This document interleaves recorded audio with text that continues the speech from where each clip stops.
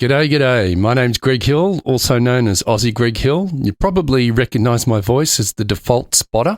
We expect heavy rain soon. I'm the lead sound designer here at iRacing.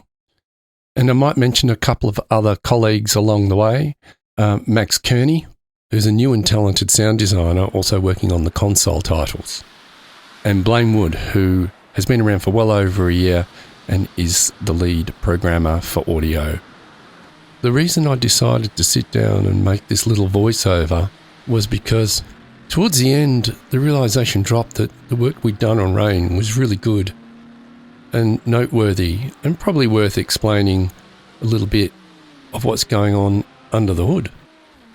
So Rain's something we've wanted in iRacing for many, many years, and it's incredible that the last couple of years we could really delve deep into making this happen. From the get-go, we knew that for audio it would require that we make a dynamic set of sonic models, which is a range of sounds on the world and on the objects around, such as the stadiums, grandstands, canvas awnings, the car bodies themselves, depending on what materials they're made out of, whether it be carbon fibre or tin top.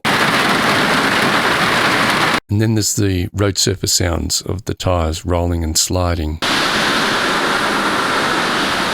and splashing through puddles.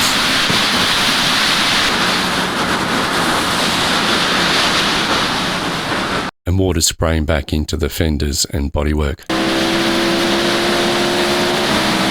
So to cater for every driving view, we needed a completely unique set of sounds for both cockpit and external views.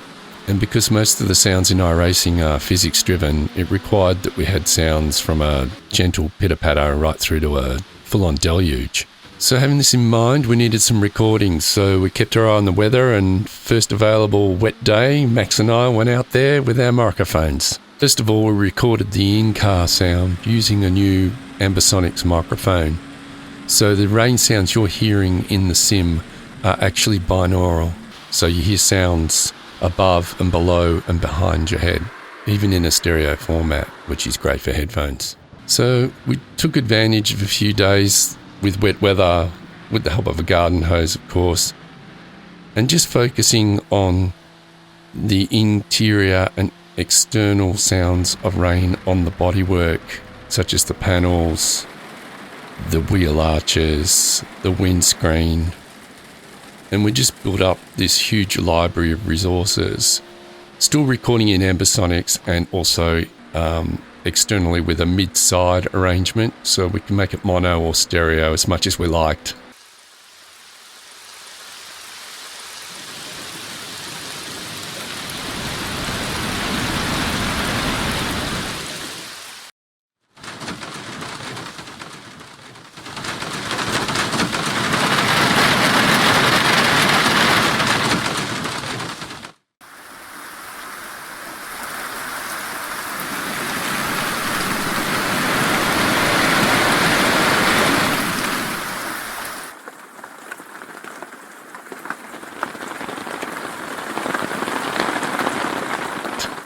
I'm kind of lucky after years of recording cars. There's been many situations where it's been raining, so I already have a pretty good library of sounds of the environment at the track when it's raining, and also the sounds of rain in the car and when the cars are going past. So that was a bonus to have those, and it just added to our resources that we could pull from and tie into the dynamic behaviour of what we were seeing and feeling in the sim.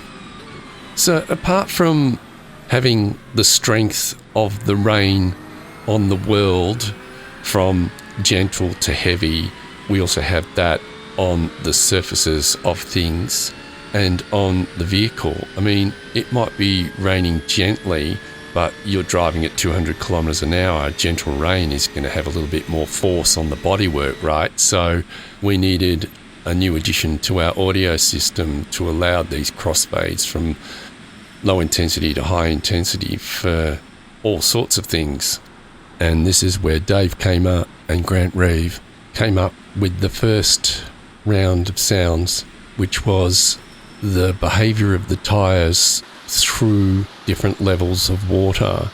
And we came up with the splash and spray parameters.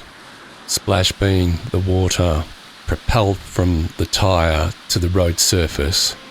Spray, basically the tyre picking up the water and throwing it back onto the chassis. This worked really well, but we soon realised that we needed a third element. That oomph, that scary fire hose sound of water spraying up into the wheel arches and frightening the life out of you.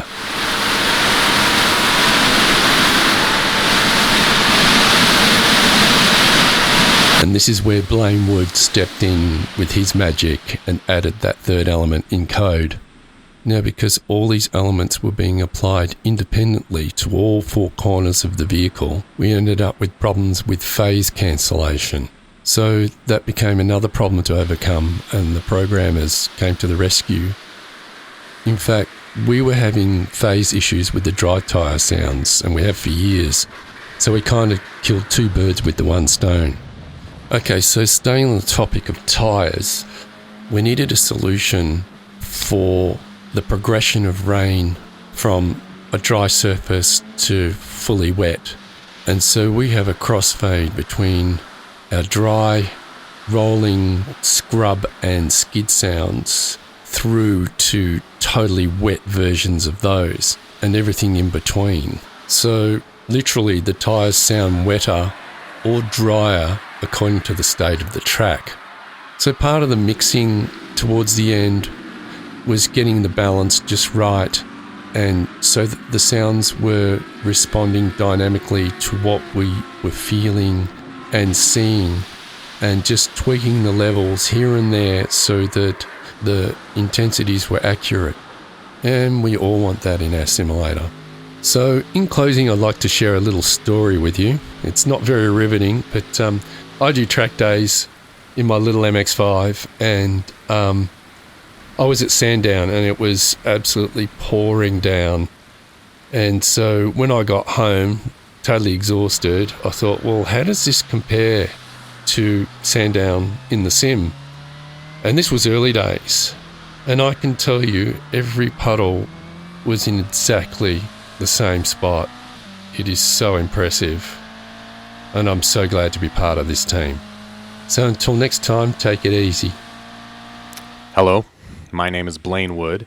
I'm an audio system engineer at iRacing, and I'm going to share a little bit about the technical side of the rain sound implementation for iRacing. The fundamental nature of iRacing as a simulator is evident in its sound engine. The audio signals are indexed to the physical sound pressure levels of their real-world analog. What this means is that the system remains aware of which sounds are as loud as, like, say, a rock concert, or as quiet as a library. And since a majority of the sounds in iRacing are created from the physics engine, we can preserve their acoustical properties. For example, we modeled the energy transfer from the rotating wheels of the tire to the water spray.